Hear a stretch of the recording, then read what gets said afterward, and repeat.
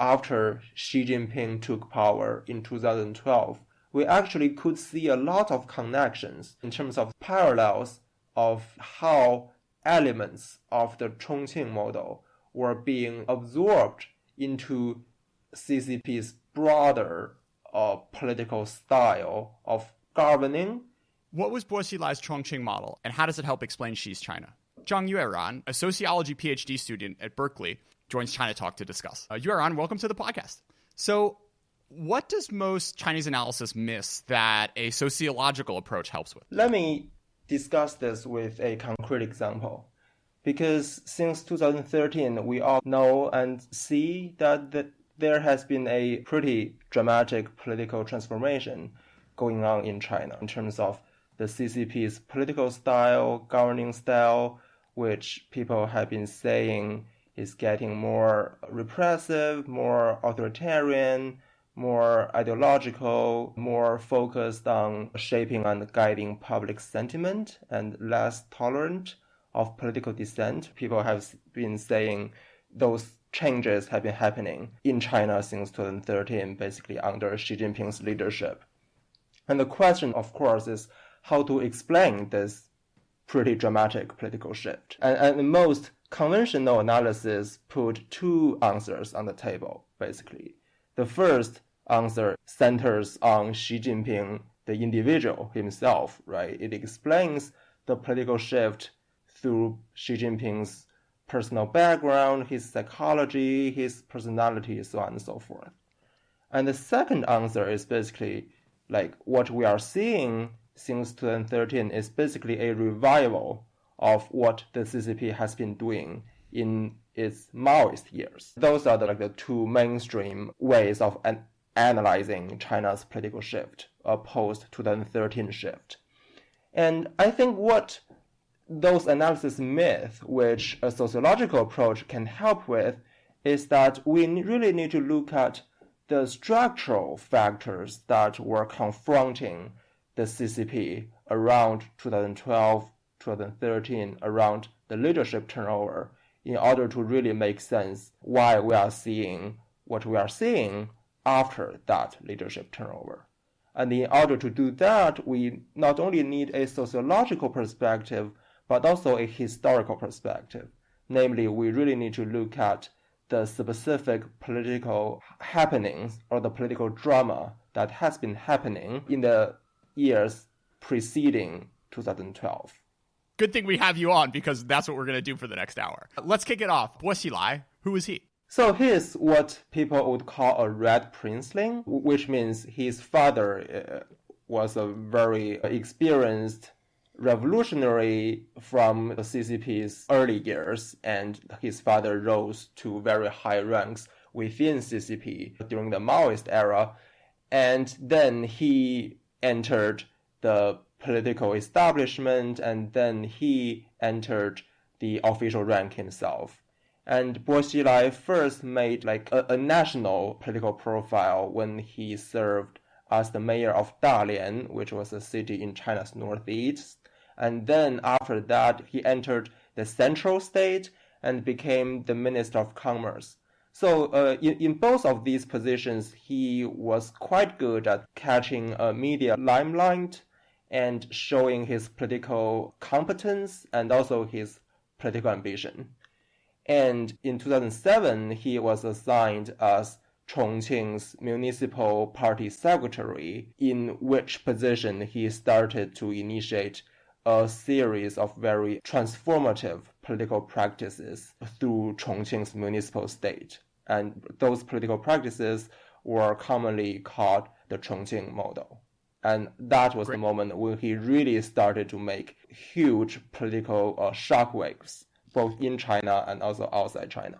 Great. So let's talk through what he did and what the sort of interpretations, both sort of classical liberal as well as left-wing narratives around what the Chongqing model was and what it stood for. The kind of classical liberal narrative, which was very popular during the time when the Chongqing model was unfolding, basically saw the model as a dramatic expansion of the coercive and the repressive power of a authoritarian state, basically, because the liberals were emphasizing how Chongqing's municipal government was forcing people to participate in all sorts of political activities, political spectacles, such as public gatherings to sing so-called red songs, which were basically classic songs from the Maoist era, or to celebrate red political symbols, so on and so forth, and also how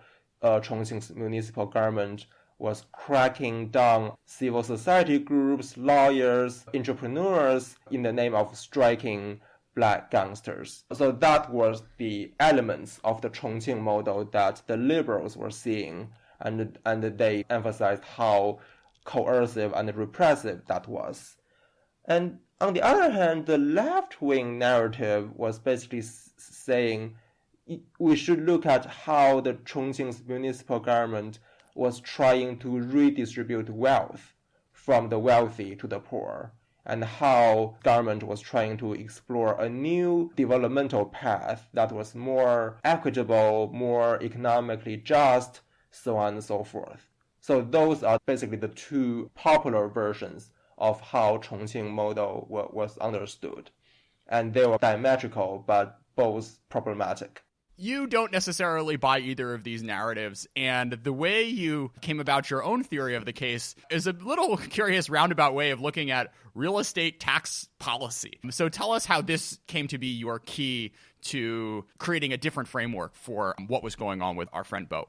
Yeah, the case of taxing private home ownership was interesting because it actually provided a window for us to really look at one policy which Chongqing implemented together with another municipal government. So that is a way to set up basically a comparison. And I would argue only through that kind of comparison could we really dig out what was unique and central about the Chongqing model. So what I did discover was that basically starting from 2011, Chongqing and Shanghai, those two municipalities, started to implement a tax on private home ownership, basically at the same time. But even though those two cities started this policy at the same time, the concrete ways in which they enacted this policy, this tax, were really different. I don't think I could go into the specific details of how the tax was designed, but broadly speaking, there were 3 points of difference. So first, in terms of who were being targeted by this tax. So the Chongqing's municipal government very unambiguously targeted the most wealthy property owners in the city. But Shanghai's government didn't really touch the most wealthy, but instead target the kind of the upper middle class or the kind of the moderately affluent strata within middle income layers.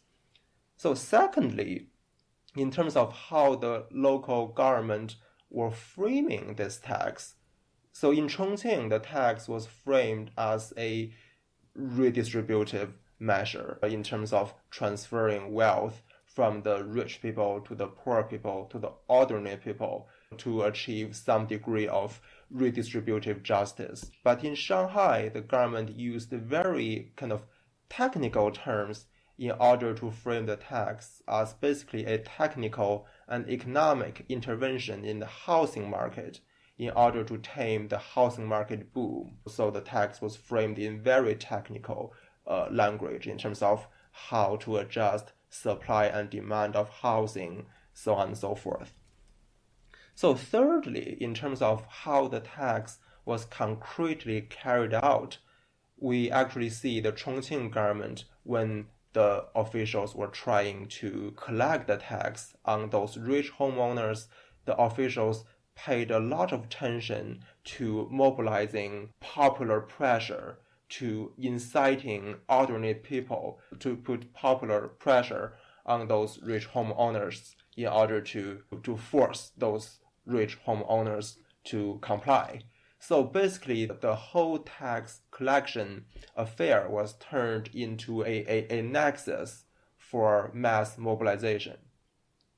But in Shanghai, the government was trying to enact this tax as quietly as possible, in the sense that they really wanted to direct the potential taxpayers into kind of reacting this tax in a very economic and individual way in order to, make those taxpayers respond to the tax by thinking how to rearrange my plan of property purchase in order to maximize my economic gain under this new economic parameter created by the tax, not in any kind of political manner responding to or protesting against the state. Those are the main differences in which we see different political styles in those two cities. And clearly, the Chongqing government was really trying to use the tax as a tool to really show the masses that the government was pursuing a economically just and redistributive developmental model. And also the government was really trying to use the tax as an opportunity for mass mobilization. But in Shanghai, what we are seeing is that the government is doing everything it could to depoliticize both the tax itself and also taxpayers. So I think here, through this comparison, we can develop an alternative understanding of what the Chongqing model essentially was. Because both the liberal and the left narratives didn't really do a good job explaining why the Chongqing government would initiate this tax initiative, and also why the government was enacting the tax in this particular way. Do you think it's worth doing the Bernie Sanders, Elizabeth Warren comparison on this, or do you think that's a little too far off? Yeah, I think it would be interesting to do that comparison if you want. All right, so I'll do it then. The Chongqing model is excited to soak the rich and point them out as being like parasites on society, whereas Shanghai is more not trying to rock the boat and just cool down its real estate market. Yeah, and I think one thing I would add is that clearly what Chongqing was doing was extraordinary. But in the case of Shanghai, there's nothing special to it. So what Shanghai was doing in the case of taxing private home ownership was representative of the typical or the conventional approach the Chinese government has been pursuing a lot of reform policy issues in the reform era.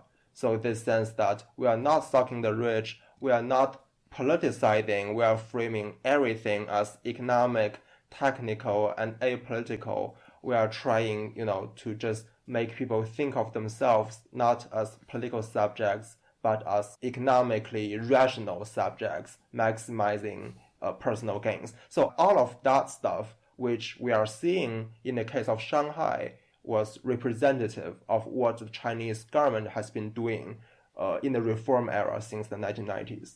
Sure. So what does this tell us? So I think when you really think about the case in relationship to mainstream ways of understanding the Chongqing model, as I just mentioned, then the two mainstream understandings both fell short. Because if we follow the liberals to understand the Chongqing model as just coercive expansion of state power, then we couldn't understand why the government was doing this tax after all. And if we follow the left narrative, seeing the Chongqing model as a project of economic redistribution, a project to achieve economic justice, then one thing that became very puzzling is that when I was doing research, I observed that the Chongqing's municipal government devoted a lot of resources showing that it was trying to collect this tax in a very serious way. But the actual amount of money collected on this tax was very minimal. And actually, I think the resources spent on collecting the tax actually outweighed the actual amount of money being collected. The actual degree of redistribution achieved under this initiative was not that much. What this shows is that the material degree of economic redistribution was not much of a concern in the case of the Chongqing model. It was not much of a concern to the municipal leaders. So what the municipal leaders really cared about was the political, the symbolic, the mass mobilizing effect of this tax initiative.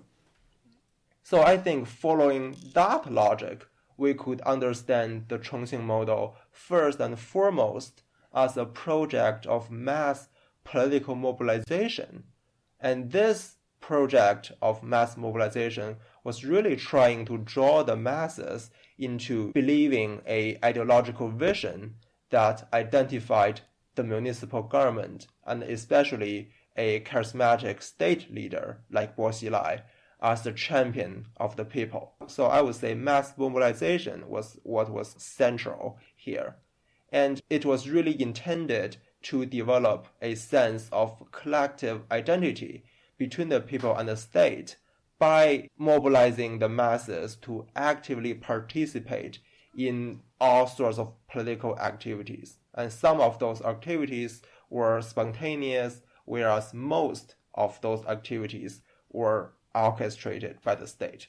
But the intention of political mass mobilization was very clear here. Given that framework, how does your idea of putting mass mobilization at the center of what was going on in Chongqing square with Bo's position in the horse race to become the next leader of China?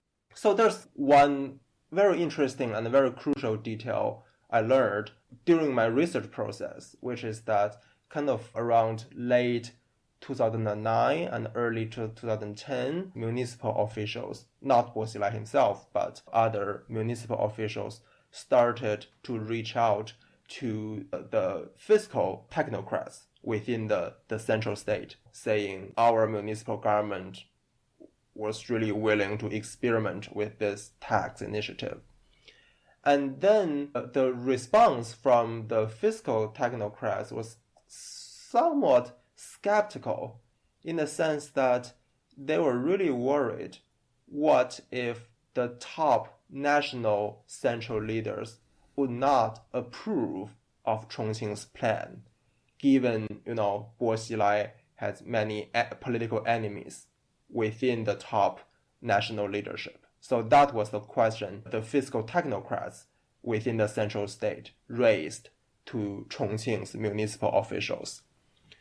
And Chongqing's municipal officials responded by saying our top municipal leader had already considered that possibility and has already prepared accordingly. And the plan is that if the top national leadership was not willing to approve, Chongqing's municipal government then would publicly announce this plan to tax private home ownership to Chongqing's public. And the government was ready to rally a lot of popular support and to really show to the top national leadership how much support this initiative would have in order to push the top national leadership to approve of this plan. So that's what Chongqing's municipal officials were saying at that time. And this also turns out to be what the Chongqing's municipal government did. It actually started to publicize this plan of taxing private home ownership way before it received official approval from the central state. So there was a kind of process in which the Chongqing's municipal government was mobilizing popular support on behalf of Bo Xilai in order to put pressure the top national leadership. And I think this is crucial because we all know Bo Xilai had some political enemies within the central political establishment, right? There have been some media reporting by international media outlets, and also there was a U.S. Department of State cable, which you can find on the WikiLeaks, which recorded the political information the Department of State was gathering at that time, showing the same story. So basically, Bo Xilai had political enemies, and those people deliberately marginalized Bo Xilai in 2007 by assigning him to the post of Chongqing's municipal party secretary. Basically, in the game of CCP's high politics, in this game of political competition, competing for CCP's highest political office, Bo Xilai was being marginalized, and he knew he was being marginalized. And launching this Chongqing model, this mode of mass popular mobilization, this project of building popular support on behalf of himself, was a way for Bo Xilai to counter and pressure those political forces opposed to him within the political establishment. So basically, I would say riding on popular momentum to disrupt the political establishment's conventional rules of the game represented Bo Xilai's attempt to find a path forward in a political competition that was stacked against him. Yeah, and this, to be clear, trying to mobilize popular support to get you into the highest office in the land is not something that has really been part of the CCP political lexicon for decades at this point. Yes, I would say the last person, in CCP's context, the last person who tried to do this before Bo Xilai was Mao himself. So basically, after the Maoist era, this mode of politics had never been tried again before Bo Xilai stepped onto the stage. And so and then again, to summarize, the whole tax story is just one of what probably are many examples of him doing things ahead of where Beijing wants him to be, being more aggressive and taking the sort of most populist line in order to both boost his popularity and do the thing where you already put shovels in the ground, and once you do something popular, it would be very hard for Beijing to go back and say, no, you can't do that, when there are, tens of thousands of people in the street saying, hey, let's take down the gangsters, let's tax the rich, what have you. I don't think Bo Xilai was very serious about those governmental measures themselves, right? What he was really serious about was using those measures to mobilize popular support. So it's really about the political and the symbolic effect. And this whole model of mass political mobilization worked in a sense that it did succeed in building a lot of popular support for Bo Xilai. And that popular support remained even after Bo Xilai's political collapse. Actually, several international media outlets, their journalists went to Chongqing and did random street interviews in Chongqing a couple years after Xilai's political downfall. And then their findings is from those random street interviews was that Bo Xilai still remained highly popular. So what Bo Xilai was doing under the name of the Chongqing model was indeed very effective in mobilizing the people and building popular support. Yeah, just hearing you tell this whole story, the echoes of Trump and his whole insurgency, first to take over the GOP in 2016, and the kind of building of this white nationalist, ultra right-wing group, culminating, of course, in the Capitol riots of a few weeks ago. I think Bo played this game better than Trump has. It's scary to think what Trump, if he was a more skilled politician, would have been able to do over the past few years with the playbook that he adopted, which you can see some echoes in the way in which Bo tried to raise his platform and make sure that he wasn't marginalized and forgotten, sent out to a second-tier city, which was presumably supposed to be his last job. Yeah, I think one really obvious parallel is that in the case of the election in 2020, what Trump was doing after the election, was he really serious about him not actually losing the election? Was he really serious himself about him actually winning the election?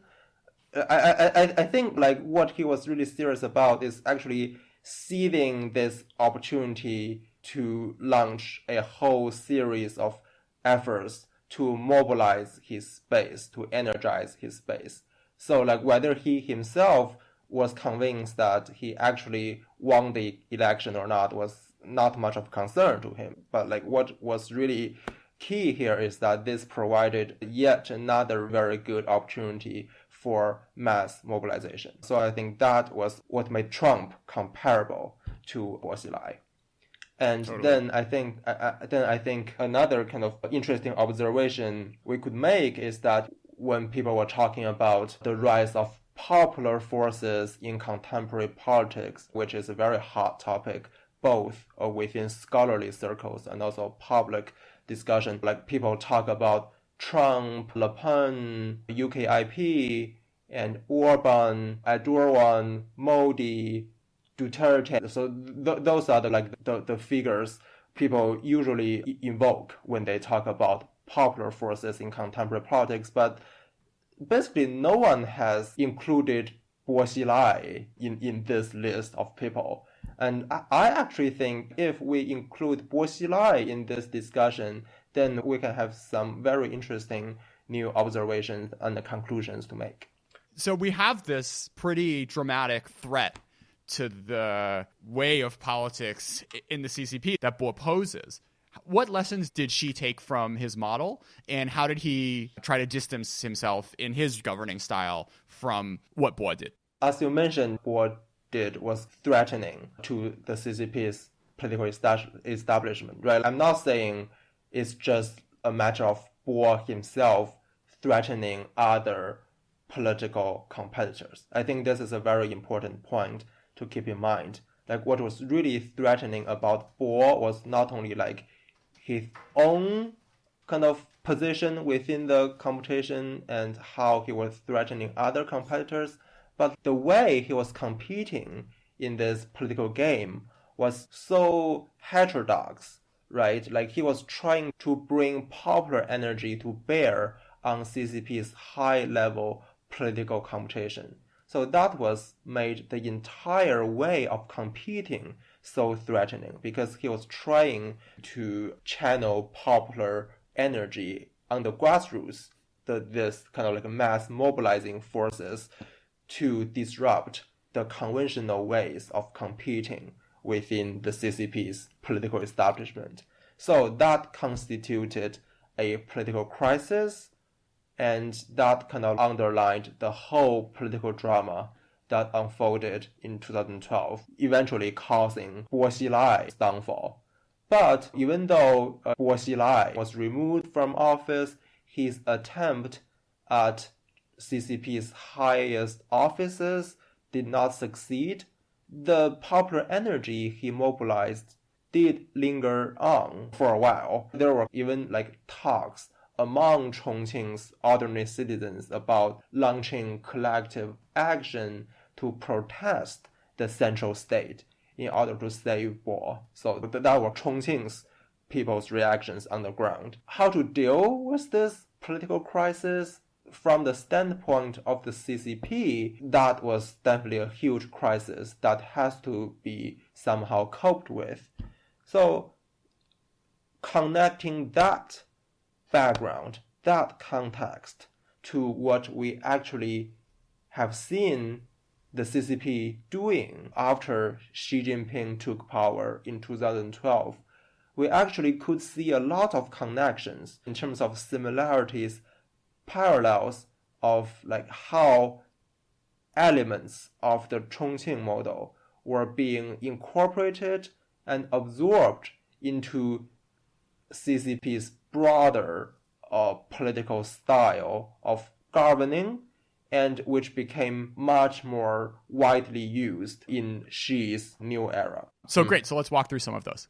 Yeah. One thing that many people have noted is that basically since 2012, 2013, the CCP has both been much more skilled at and also paid much more attention to mobilizing popular sentiment, shaping popular sentiment, and also to mobilizing ordinary citizens to certain forms of political participation. So that has been much more of an emphasis than what the CCP has been doing in the preceding 2 decades. And also, we have been seeing how the CCP became much more sophisticated in terms of using digital means to mobilize the youth. And we have also seen how the CCP became much more effective and creative in turning many young people into political subjects that strongly identified with the state. And those people were sometimes derisively called the little pink. So the mass mobilizing side of the CCP has become much more stronger, broadly speaking, since 2012. And that was a clear connection to what Bo Xilai was doing in Chongqing in the several years preceding 2012. And in the post-2012 political order, we also see a kind of a greater role being played by ideological messaging, generally speaking, and also more emphasis on a singular charismatic leader, in this case Xi Jinping, and also a much more closer intertwining of political participation and everyday life, especially with the advent of things like apps on your cell phone, which made the intertwining of political participation and everyday life all the more convenient. So all of which seems to have been taken from Bo's playbook in Chongqing. Even though at this moment I can only speculate, there does seem to have been a deliberate kind of learning process in which this variety of mobilization strategies that Bo pioneered or revived in Chongqing were being copied and consolidated by Xi's CCP after 2012. That said, though, of course, there were things that were scary to Xi that he really didn't want. So he didn't take everything from Bo, right? What were the aspects of the Chongqing model that Xi decided he wanted to have nothing to do with? Within this whole package of Chongqing model, the CCP under Xi Jinping's leadership adopted some elements of this package, but discarded certain other elements that were like really threatening to the CCP's elite interest. So, for example, the Chongqing model mobilized the masses by really emphasizing a ideology of economic egalitarianism, right? Like they were really trying to pose the government as redistributing wealth from the wealthy to the poor. And that ideological message of economic egalitarianism was absent in CCP's political mobilization package in Xi Jinping's era. So that's one thing. And then another element is that Bo Xilai was, of course, trying to mobilize people mostly through organizing the masses into political participation of activities orchestrated by the state.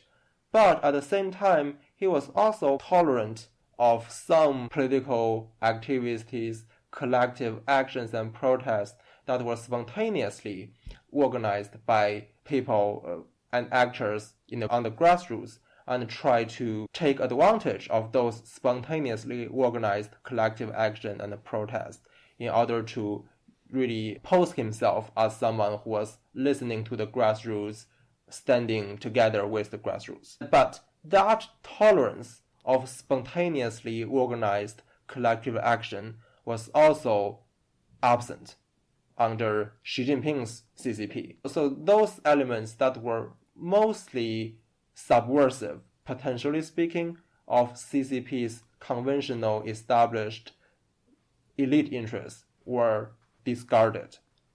So this learning process was very selective. Can you talk in particular about Xi's model of anti-corruption as compared to Bo's?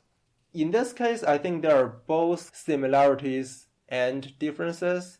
One thing that Bo's anti-corruption and Xi's anti-corruption shared in common was that, first, to some extent, the charismatic state leader tried to pose himself as a defender of people's interest against some corrupt elites. So this political posing was very prominent in both Chongqing model and also Xi's anti-corruption campaign.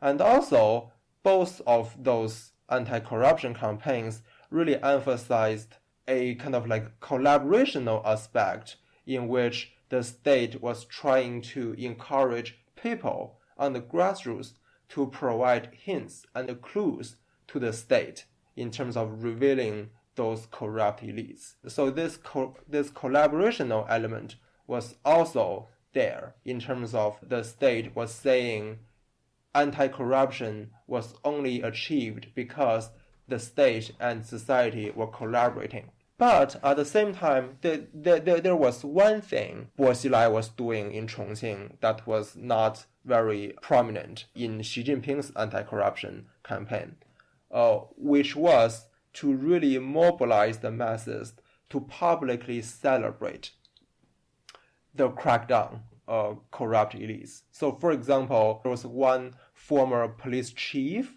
in Chongqing which was prosecuted as a kind of a protection umbrella for some gangster groups, and this police chief was eventually sentenced to death.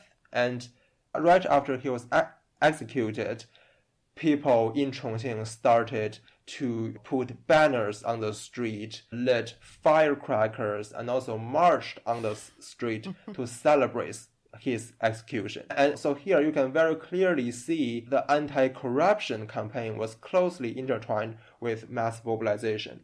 But Xi Jinping's anti-corruption campaign didn't go that far in regard to mobilizing the masses. It's the more we talk about Bo, the more the Duterte parallels come to the fore. And the other thing that sort of came to my mind thinking about this is the fact that Trump really teased this, right, during his campaign, the whole Drain the Swamp initiative. And the fact that he just didn't go down that route at all is something remarkable. I think what this kind of really shows is that Trump was not willing or able to fully embrace a mode of populist leadership, to really go to a very high level of mass mobilization or kind of like a prioritizing mass mobilization over anything else. So I think in the case of Bo Xilai, we can clearly see how he was putting mass mobilization into everything he was doing.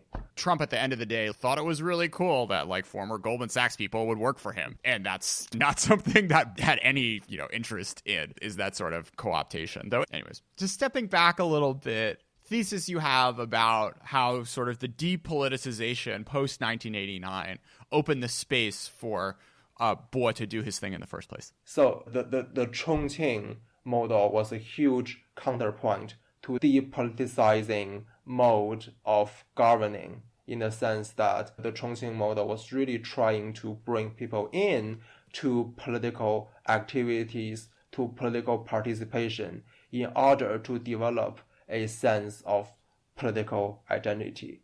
Whereas what Shanghai represented, this more kind of mainstream approach, was really to make people not care about politics as much as possible, to really make people see themselves as economic subjects as much as possible.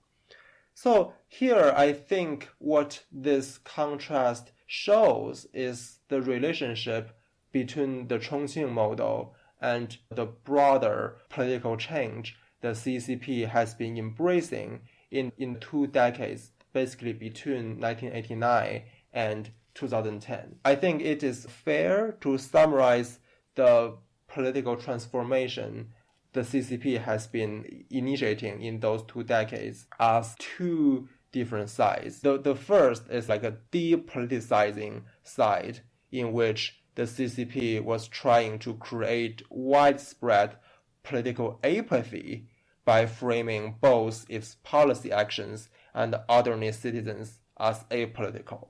This is the thing I was just talking about. And on the other hand, the CCP also tried to push forward a set of structural changes in the economy that created a particularly brutal version of capitalism. So there was both depoliticization and also capitalism.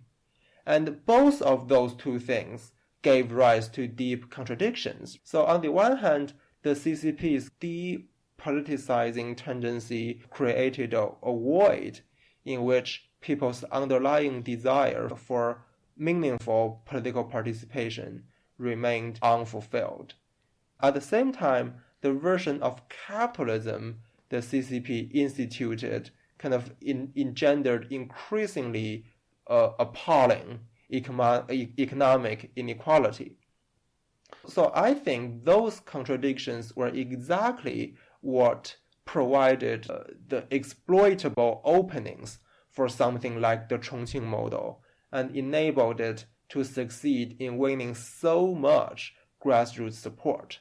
So basically combining mass mobilization with egalitarian ideology, the Chongqing model quickly garnered enough popular momentum to appear threatening to the CCP's political establishment. So responding to this crisis, Xi Jinping's post-2012 regime had to selectively incorporate many elements of the Chongqing model into the CCP's governing style. So, in a sense, the political transformation under Xi, therefore, were at least in part a kind of indirect and unintended consequence of depoliticizing capitalistic order that characterized the two reform decades between 1989 and 2010. So I would say that's like how we could put the entire story in a more kind of historical perspective. Into this void that Xi has attempted to fill but has not completely succeeded in doing, we come to the summer of 2018. So what happened in Shenzhen that got the party so upset? In the Jasic technology factory in Shenzhen, in the summer of 2018, there was a unionization drive going on. So basically, some workers in the factory started a campaign to form a union, not an independent union, but a union affiliated with China's official trade union system, the ACFTU, and they started to gather signatures on their unionization petition. And they were found out by the employer, and they received very harsh retaliation and firing in response. And responding to that repression, these worker activists started to stage a public protest in front of the employer and also in front of the police station. And then they received even harsher crackdown. So basically they were detained by the state. And then after that, there started an even bigger support group, the Solidarity Group, where many young leftist students and activists from all over China came to Shenzhen to stage solidarity actions. And that became very big news. Let's take a bit of a step back. So who were these young university-educated Marxists, and what does Marxist ideology look like in the Xi era? What was such a big deal about this? At the moment when the solidarity actions were taking place, what was peculiar about it was that many people were like holding Mao's portrait as part of their protest. And they were using Maoist slogans and professing loyalty to Mao when they were chanting stuff during their protest. So that was like what made this case of labor contention different from other episodes of labor contention that happened in the Pearl River Delta, because this like a Maoist connection was really rare. So that was what people find shocking at that time. But then later, about a year later, people started to find out that, oh, actually, the worker activists leading the unionization drive were part of a Maoist activist network that deliberately sent them into the factories to organize co-workers and agitate towards collective action. So in a sense, this was not a genuine labor action. That was the work of a group of very highly dedicated Maoist activists. And those activists were connected with other activists who formed this larger Jasic solidarity group, staging all those Maoist-tuned solidarity actions. So then people started to really see, there was a very highly organized Maoist activist networks composed of both people who are more like from the intellectual backgrounds, highly educated, and also people who are more from a worker's background. And that was really shocking when people find out it was a very highly organized series of events. Can you talk a little more about sort of the ideology of this young nascent Marxist movement? They embraced a Maoist ideology, but I guess in this case, we need to realize that at the core of this ideology was a contrast between the Maoist era versus the contemporary CCP. Basically, these activists were saying the Maoist era or Mao's political ideal represented real socialism, which culminated into the Cultural Revolution. And that was the revolutionary guide towards socialism. But after Mao died, the CCP betrayed Maoist ideal and embarked on capitalist restoration. So the contemporary CCP was capitalistic and basically against everything that Mao represented. So that was their analysis of the contemporary political landscape. And the political project that outlook leads to is really like a project of thinking about how to overthrow the contemporary CCP in order to make real again Mao's revolutionary ideal. So why do, a few dozen very well-educated young people taking this line cause such a strong reaction? Like, what about this line of thinking is so threatening? Yeah, I guess first of all, I should clarify that not everyone in this Maoist network was like highly educated. There were people who were from a worker's background, but yes, many members of this Maoist activist network were from China's most prestigious universities like the Peking University, PKU. And that was also part of why many media outlets were paying so much attention to this network, of course. And this ideology was threatening, first of all, because it unambiguously advocates for opposition to the CCP, right? It was saying the CCP betrayed socialism and it should be overthrown, basically. And secondly, like both people who are more from a highly educated background and also people who are more from a worker's background, they joined forces together in this network in a very organized way.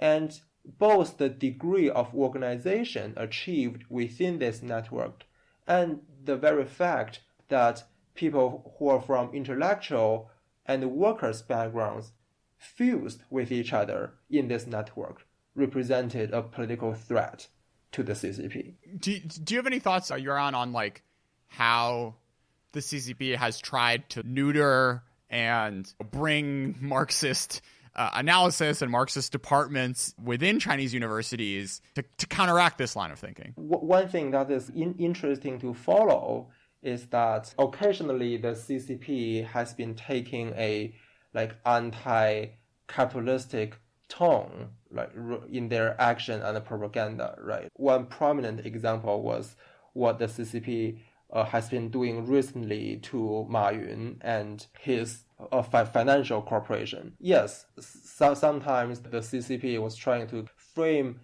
itself as standing against capitalist interest and to defend the interest of ordinary people. And at the same time, it was also instituting Marxist ideological education in China's schools and universities. And it has been paying much more attention of making sure the ideological message propagated in universities stayed closely to their official line. So I would say there was both an ideological propaganda component and also taking seemingly anti-capitalistic measures component. It's interesting because this critique is not just held within a few dormitories at Beida, right? Like you were talking about the whole Mayun anti-monopoly thing. And when you look at the comment sections of the Billy videos and the articles on WeChat about this sort of push, there are comments that are basically saying these corporations are screwing us. We need to bring power back to the people, what have you, that have thousands and thousands of likes. So it's not as the amount of people who are willing to take trains all the way down to Shenzhen from Beijing and risk their entire lives and futures. There aren't that many of those people, but the narrative does have some broader resonance for sure. So it's obvious that in today's China, there's widespread, broad, and general anti-capital sentiment being circulated. But then the question is, how does that sentiment relate to the state? Right? Because many people do believe that, yes, the state should step in to monitor and control capital. Right? So it's like the state is defending our interests against capital encroachment. And that is the direction the state is trying to channel the anti-capital sentiment towards. But the people who actually took the trains to Shenzhen and the people who were part of the Maoist network were actually trying to develop both a very anti-capital, anti-state analysis in saying that what really enabled the restoration of capitalism in China is the action of the CCP, the action of the state. And it is this entire political order that should be abolished. That is the difference. And of course, the CCP does not want the anti-capital sentiment circulating right now to develop towards that subversive direction. So where does the Chinese labor movement go next, given the ferocity in which they've been cracked down on in the past few years? Yeah, as you implied, after the Jasic incident in 2018, there has been a much kind of broader wave of crackdown on labor activists and labor NGOs in general in China. And right now, it's really difficult in terms of how labor activists could survive and continue doing what they have been doing. But this also gives people an opportunity to take a step back, to sit down and reflect what has been happening regarding Chinese labor in the past decade and where should people go. And one thing that people have been discussing is like how we could, through more grassroots organizing, build a more elaborate network connecting different localities where labor was concentrated and also connecting different workplaces so that we could have more structure to the labor movement, right? Because there has been a near consensus among China's labor activists that the Chinese labor movement has been both fragmented and sporadic, right? Like labor unrest has broken out every now and then in Chinese factories, but it has been hard to imagine how to channel it into some sort of enduring organizing project. So in order for that enduring organizing project to appear, people, activists have to build structure for it. And now the question is how to build this structure. I don't think anyone really has answers to this question, but this is like the direction many people thinking are heading to. Yueran, thanks so much for being a part of China Talk. Thank you.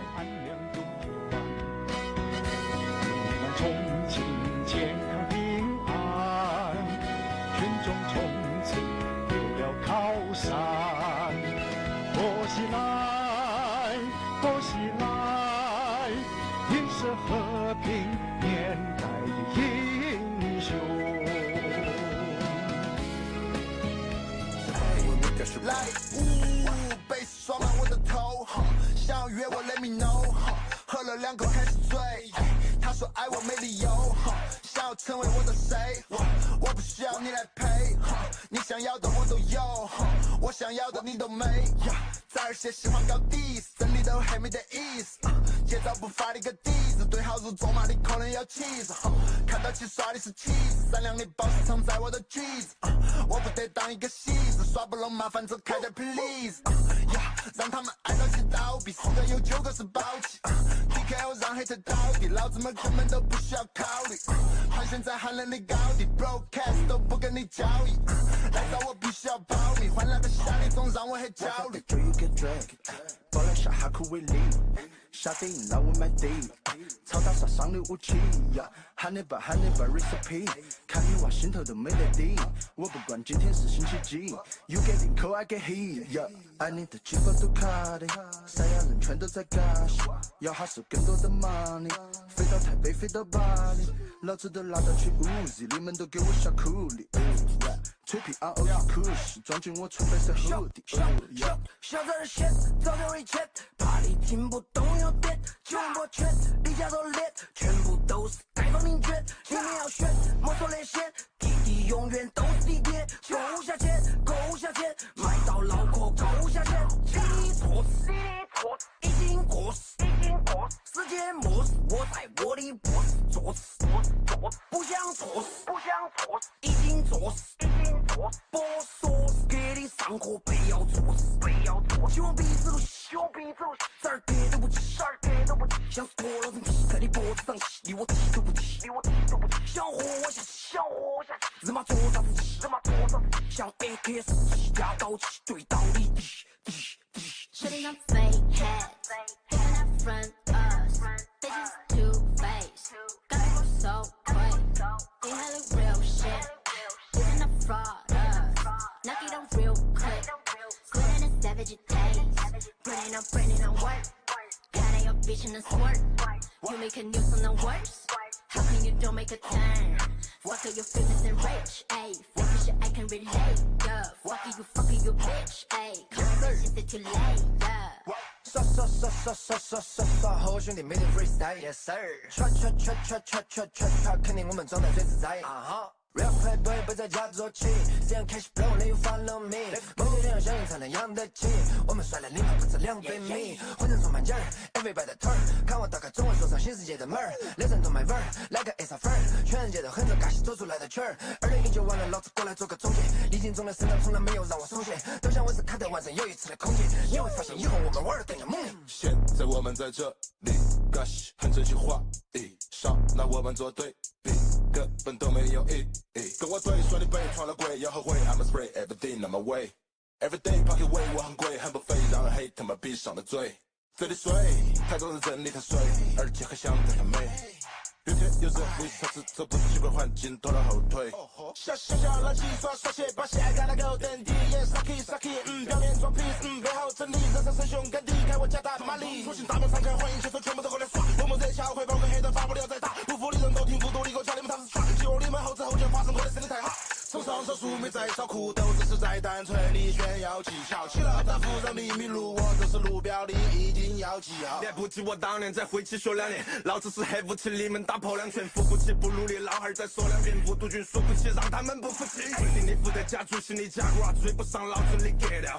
最强没把心脏爆发最大音量，嗡嗡嗡你接爆，像罗德曼枪里的板儿，我打了你要翻你碗儿。垃圾袋把你分好几块，下不过该老鼠的胆儿。骑起的摩托骑美团打工，不要来惹我看8神发疯。拉风的麦地在旱地拔葱，一定只把你的哑巴打松。不要来模仿我嘎西的轨迹，我不偷的狗儿都喝的是粉气。红茶去放行了，你们变粉丝，认识我是你的辈子的尾巴。脚色你才吃得到肉，要给他鼓2下狗日他才晓得痛。保持我的本色，把钱找得够，哪个不是拼了命的往那个头蹦？第4年放进去了，哪个找得着？杀了1圈无人上演实力，恭喜他们不放眼中国，真正白手起家到底有几高？天下成立后面万家上，重庆全来福 I got a car, I got a house, I got a 飞还有金银财宝 I got a go 有换快票，下一步要追求长生不老，命运在在明面上却看不出来，外表靓丽，心里却藏着不满。过小人的只肯定让你遭殃，前来的容易纹身覆盖刀上。电脑这一切我都蛮努力，光是天赋就跟老子吃饱，全部都对老子向前扶贫，来点满脸事情老子不搞，咖啡里时间都偷个味儿，我出国先备好支票本，我不在乎你那2个字儿，只有碾压让老子上瘾儿。